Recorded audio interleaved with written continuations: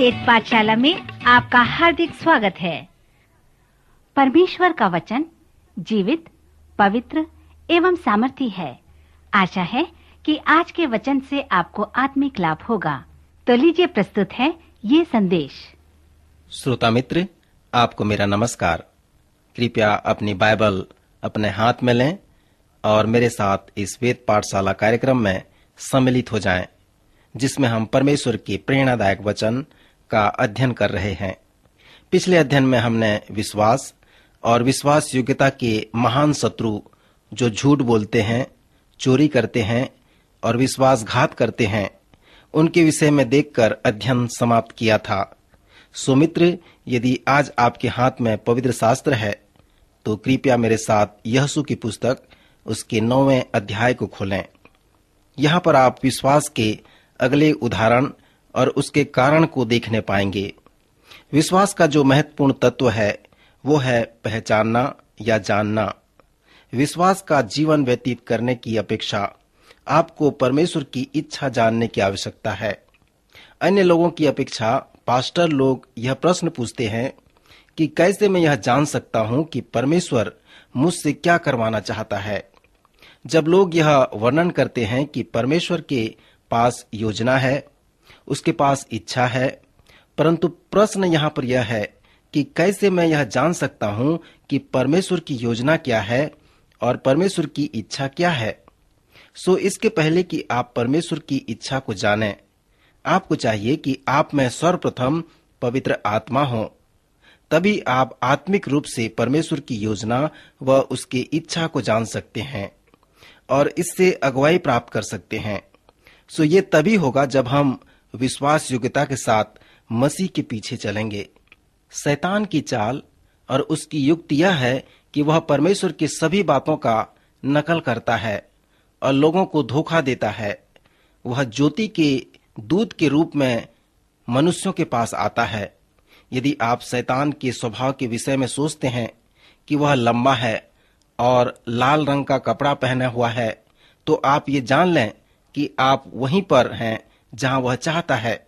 वह चाहता है कि आप इस तरह से उसके विषय में सोचते रहें। मित्र, शैतान की शक्ति बहुत ही वास्तविक है। दुष्ट की शक्ति भी वास्तविक है।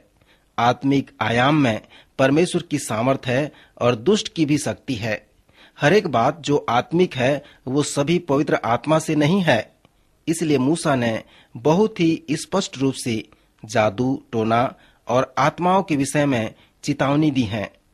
9वें अध्याय में आप उन लोगों के विषय में पढ़ते हैं जो गिबोनियों कहलाते हैं। राहाब के जैसे गिबोन के लोगों ने भी अनुभव किया कि इस्राएली सभी लोगों की हत्या करते हुए कनान की ओर बढ़ रहे हैं और वे ये भी जानते थे कि वे विनाश की ओर बढ़ रहे हैं। सो वे अपने पांव की जूतियां और पुराने वस्त्र पहनकर अपने भोजन के लिए सूखी हुई रोटी ले ली और गिलगाल की छावनी में यहोशू के पास जाकर कहने लगे, हम दूर देश से आए हैं, इसलिए अब तुम हमसे वाचा बांधो। उन्होंने ये भी कहा कि हम तेरे दास हैं, हम बहुत दूर देश से तेरे परमेश्वर यहोवा का नाम सुनकर यहाँ पर आए हैं, क्योंकि उसने मिस्र में जो कुछ भी आश्चर्य कर्म किए हैं उसकी कीर्ति हमने सुनी है। तब यहोशू ने यहोवा से बिना सलाह लिए उससे मेल कर लिया और उनसे यह वाचा बांधी कि तुमको जीवित छोड़ देंगे। और मंडली के प्रधानों ने उनसे शपथ खाई। परंतु जब उन्हें पता चला कि वे दूर देश के नहीं हैं, परंतु वे गिबोन के निवासी हैं और कनान देश के ही लोग हैं, क्योंकि इस्राएली लोग उनसे शपथ खाए थे कि उन्हें नहीं मारेंगे, सो वे उन्हें नहीं मार सकते थे। सो वे उन्हें दास बनाकर रखे। किसी ने कहा, शपथ उस पपड़ी या कचौड़ी के समान है जिसे तोड़ने के लिए बनाई गई है। उन दिनों में लोग असभ्य थे, वे शपथ गंभीरता पूर्वक खाते थे। सो वे गिबोनियों का विनाश नहीं कर सकते थे। सो गिबोनियों ने इस तरह का नमूना बनाया जिसे हम यहोशू की पुस्तक में देख सकते हैं। पहली बात जो यरीहो द्वारा स्पष्ट किया गया है, अनेक लोग विश्वास करते हैं कि यरीहो संसार की एक तस्वीर है, क्योंकि संसार आज आकान की तरह वस्त्र, सोना वह चांदी की ओर आकर्षित हो रहा है। सो हम उसे देखते हैं, लालच करते हैं और उसे प्राप्त करना चाहते हैं। इस संसार की वस्तुएं हमें आकर्षित करती हैं। सो यरीहो के लिए अनेक हैं जो कहते हैं कि यह संसार की तस्वीर है और संसार विश्वास का बड़ा शत्रु है। जब तक वे एक के महत्व को नहीं समझे, बहुत लोग ऐसा विश्वास करते थे कि ये शरीर को चित्रित करता है। विलियम बार्कले के अनुसार शरीर का कार्य मनुष्य का स्वभाव है जो परमेश्वर के बिना सहायता के बनाया जाता है। शरीर अक्सर हमारे पाप के स्वभाव और पाप में आगे बढ़ने से संबंधित है। प्रभु यीशु मसीह ने कहा, आत्मा तो तैयार है परंतु शरीर दुर्बल है। श्रोता मित्र, ये शहर की संपूर्ण कड़ी विश्वास की एक अच्छी तस्वीर की अच्छी अलग बाधा है। जब एक के लोगों ने अपने महत्व को समझा तब वे इस्राएली प्रजा को पराजित कर दिए। परंतु जब इस्राएली प्रजा वास्तविकता की ओर दृष्टि की तब वे विजय प्राप्त कर सके। सो यदि हम शरीर को सही महत्व देते हैं तो आत्मा शरीर से विजय प्राप्त करता है। हमारा झुकाव शरीर के महत्व को समझने के लिए नहीं होनी चाहिए। कभी भी शरीर की योग्यता और सामर्थ्य को हमें महत्व नहीं देनी चाहिए। जब गिबोन के निवासी यीशु के पास आए तो वे शपथ लेकर आए थे। यह दुष्ट का तस्वीर है, क्योंकि यही है वह तरीका जिसके द्वारा दुष्ट अपना कार्य करता है। वह कहता है, मैं सबसे ऊंचे स्थान का परमेश्वर होऊंगा। मित्र, दुष्ट ज्योति के दूत का रूप धारण करता है। वह कभी भी घिनौने तरीके से हमारे पास नहीं आता, परंतु वह सुंदर और मनोहर रूप से हमारे पास में आता है। प्रायः उसका तरीका यह है कि वह कहता है, बहुत ही अच्छा न करो परंतु कुछ कुछ अच्छा करो। यदि परमेश्वर आपको एक डॉक्टरी सेवक के लिए बुलाता है तो शैतान आपको बैंक में डाका डालने के लिए प्रोत्साहित नहीं करेगा, परंतु वो आपको ऐसी परीक्षा में डाल देगा और कहेगा, आप इसी देश में एक अस्पताल के बड़े डॉक्टर बन सकते हैं। वह यह भी प्रलोभन डालेगा और कहेगा कि हमें अभी एक डॉक्टर की आवश्यकता है। सो यह तो एक अच्छी बात है, परंतु यदि परमेश्वर चाहता है कि आप एक दूसरे देश में एक मेडिकल डॉक्टर की सेवकाई करें तो यह उससे भी और अच्छी बात है। सो मित्र, शैतान का तरीका यह है कि अच्छा कार्य करो परंतु बहुत ही उत्तम कार्य न करो। इसलिए किसी ने कहा है कि श्रेष्ठ और उत्तम का बड़ा शत्रु अच्छा है। ये गिबोन के निवासी जो धोखेबाज थे, दुष्ट के तस्वीर हैं। यीशु के 6वें, 7वें, 8वें और 9वें अध्याय में आपके पास विश्वास की 3 बाधाएं हैं। 6वें अध्याय में संसार है, 7वें, 8वें अध्याय में शरीर एक के द्वारा चित्रित किया गया है और 9वें अध्याय से शैतान को गिबोनियों के लिए चित्रित किया गया है।